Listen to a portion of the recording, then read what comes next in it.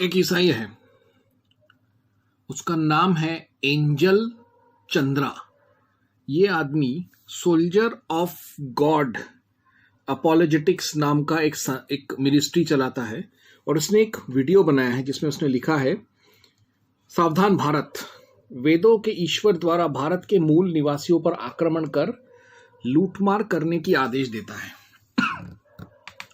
अब क्या बताएं इन ईसाइयों को कि archaeology, linguistics, genetic mapping, literature, इन सब के आधार पर और वेदों पुराणों के आधार पर भी, ज़ेंद अवेस्ता के आधार पर भी, यामनाया सिविलाइजेशन, राखीगढ़ी, कुर्गन सिविलाइजेशन, लोथाल में जो इंडस वैली सिविलाइजेशन के प्रमाण पाए गए हैं, इंडस वैली सिविलाइजेशन के भी प्रमाणों के आधार पर, तमिलनाडु में जो खुदाई हुआ है, बिहार में जो खुदाई हुआ है, फिर लोथाल में जो खुदाई हुआ है, मेहरगढ़ में जो खुदाई हुआ है, इन सब के आधार पर एक ही बात प्रमाणित होता है कि आर्य ही भारत के मूल निवासी हैं। आर्य विदेश से नहीं आए थे। ये ईसाइयों के जो अब्बा हैं वो लोग बाहर से आए थे, विदेशी थे।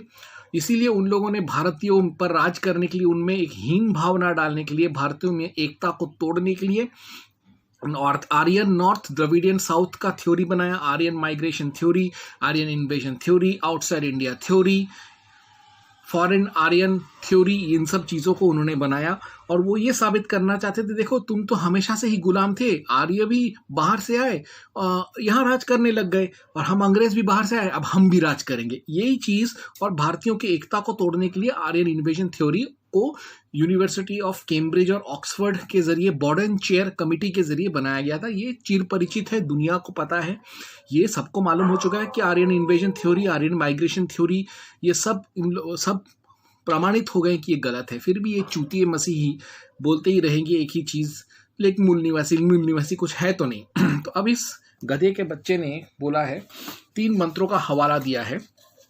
एक उसने बोला है ऋग्वेद 3.51.3, दूसरा उसने हवाला दिया है अथर्ववेद 20.21.1, तीसरा उसने बोला है ऋग्वेद 3.53.14।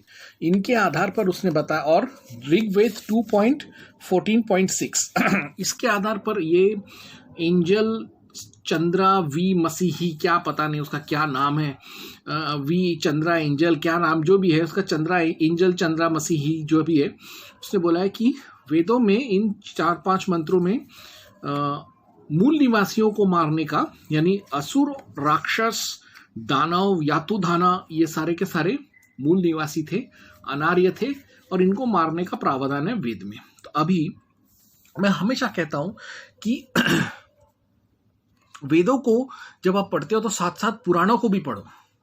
भले आप आर्य समाजी हो, लेकिन पुराणों में बहुत सारे ऐतिहासिक तथ्य है, तो उनके बुनियाद पर आप वेदों को समझ सकते हो और आर्यन इन्वेजन थ्योरी के जो समर्थक हैं उनको आप जवाब दे सकते हो। मैं आज आर्य समाजियों को भी ये बात प्रमाणित करके बताऊंगा। मैं वेदों में जाने से पहले मैं पुराणों में जाना चाहता हूँ, आपको मैं समझाता हूँ। देखिए, अभी अगर मैं इस बंदे को genetics, archaeology, linguistics, history, archaeology के आधार पर, जेनेटिक मैपिंग के आधार पर अगर मैं जवाब देने लगूँ और वैदिक संस्कृत के आधार पर, तो इन गधे मसीहों को समझ में नहीं आएगा, जीसू पंथियों को समझ में ही नहीं आएगा, क्योंकि सब अनपढ़ गंवार है, आध खचरा पढ़ाई किया है। और ये soldier of God apologetic ministries का जो एंजल वी चंद्रा है, शक्ल सी लगता है, वो अनपढ़ गंवार है, वो नहीं समझ सकेगा। इसलिए मैं सरलता से मैं समझा के बताता हूँ आप लोगों को। उसके लिए पहले हम रिफर करेंगे मत्स्य महापुराण, गीता प्रेस, गोरखपुर का। इसका हम पढ़ेंगे, एक मिनट, इसको मैं हटाता हूं कि अभी इसकी आवश्यकता नहीं है, इसको यहां में रखता हूं और आप लोगों को मैं समझाता हूं। हम पढ़ रहे हैं मत्स्य पुराण 6ठा अध्याय, जिस चैप्टर का नाम है कश्यप वंश का विस्तृत वर्णन। इसका मैं आपको संस्कृत वाला मैं पूरा पढ़ के नहीं सुनाता हूँ, बहुत समय जाता है संस्कृत पढ़ने में, तो फिर भी इसमें लिखा है, मैं 14 वाला, इसमें श्लोक संख्या 14 मैं आपको बताता हूँ। इसमें लिखा है, दिति के द्वितीय पुत्र हिरण्याक्ष के उलूक शकुनी भूत, संतापन और महानाभक पुत्र हुए। याद रखना।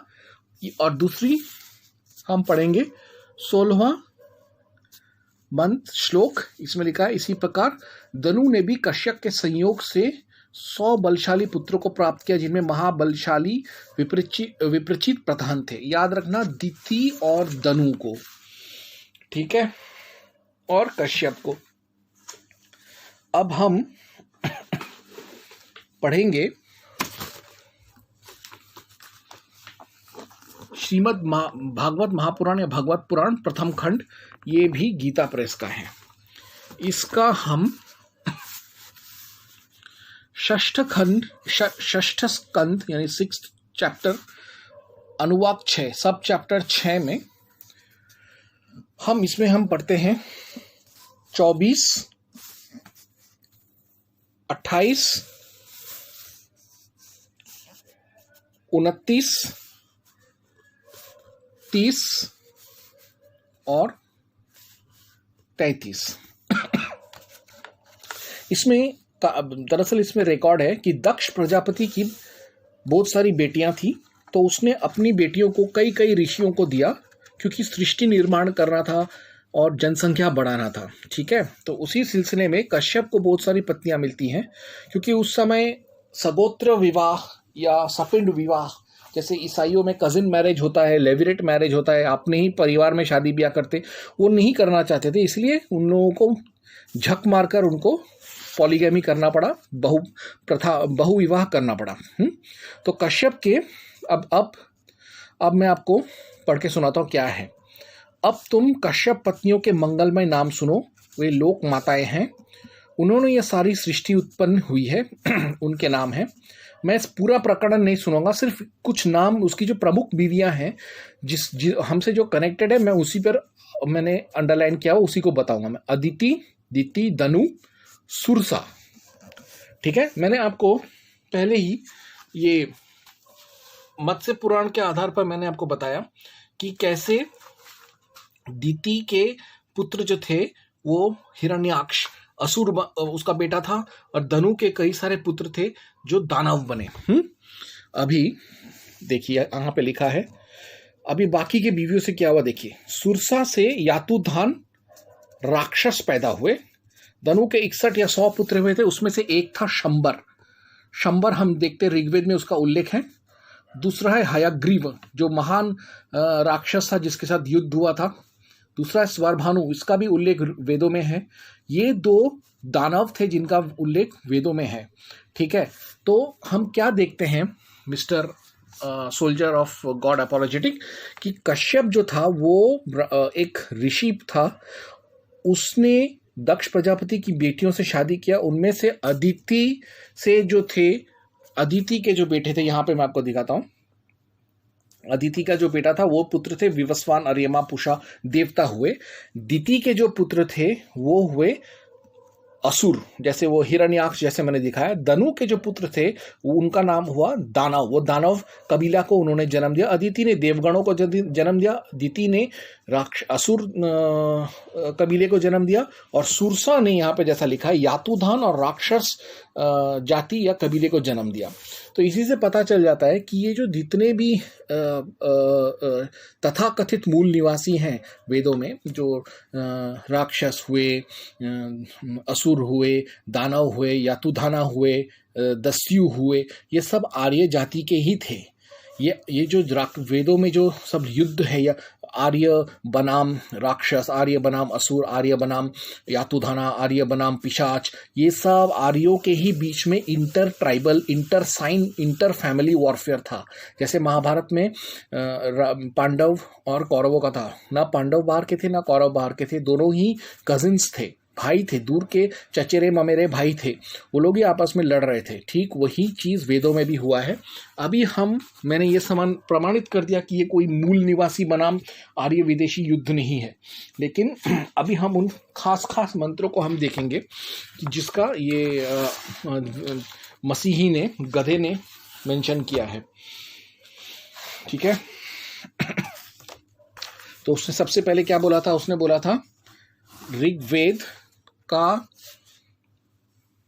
उसने एक मंत्र का जो उसने उल्लेख किया था, उसमें उसने लिखा है, उस मंत्र में ऐसा लिखा है, मंत्र संख्या यहाँ पे बताता हूँ, 53 मीन्स 3.53.14 और मंडल 3 53वां सूक्त 14वां ऋचा, उसमें लिखा है।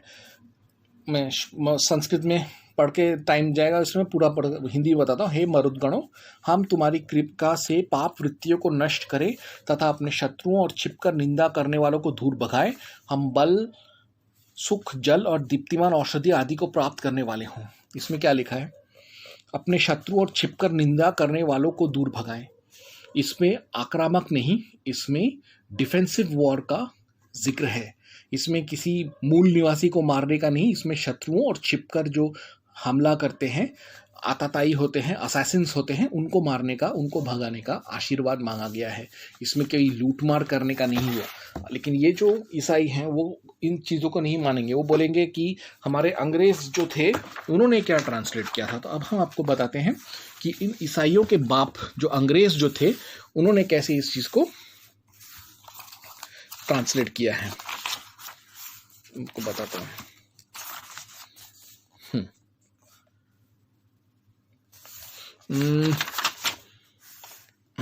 तो अभी दूसरा हम देखते हैं, ऋग्वेद मंडल 3 51 सूक्त, उसका तीसरा। वो क्या बोल रहा था? Indra the infibular of adversaries is praised as a mine of wealth, is propitiated by righteousness commendations, is gratified in the dwelling of the offerer of oblations, glorify Indra the conqueror the destroyer of his enemies. इसमें वापस शत्रुओं से लड़ने का है। इसमें अपने किसी मूल निवासी पर आक्रमण करने का कहीं कोई जिक्र नहीं है। और इसमें अगर हम शत्रु, अगर असुरों और राक्षसों को पकड़े भी तो वो तो असुर और राक्षस आर्य के ही लोग थे।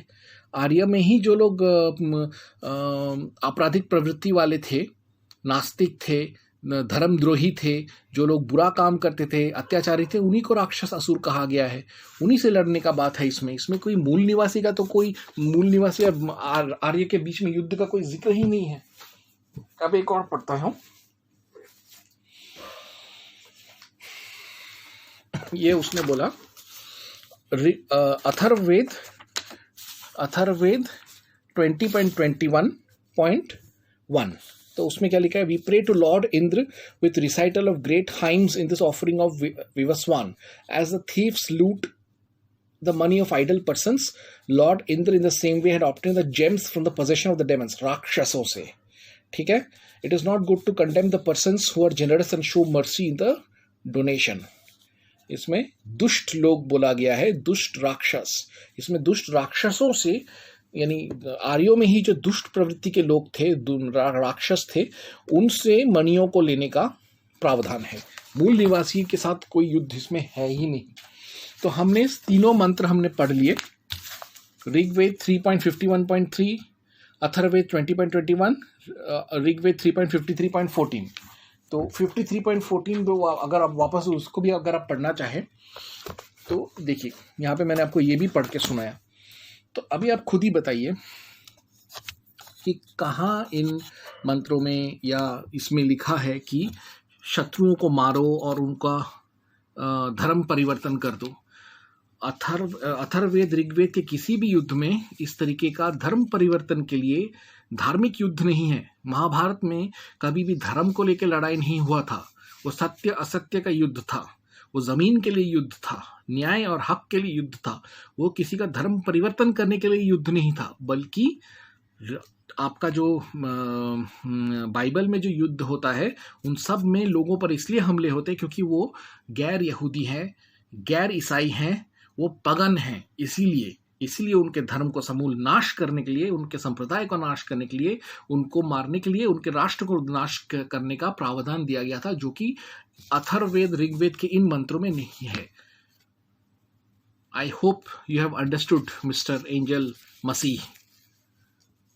Without knowing Vedic Sanskrit and without having any idea of facts and history, you are just making any comments that you are having. But I proved it to you just on the basis of inferior texts called Purans. I busted your lies. I hope you enjoyed it.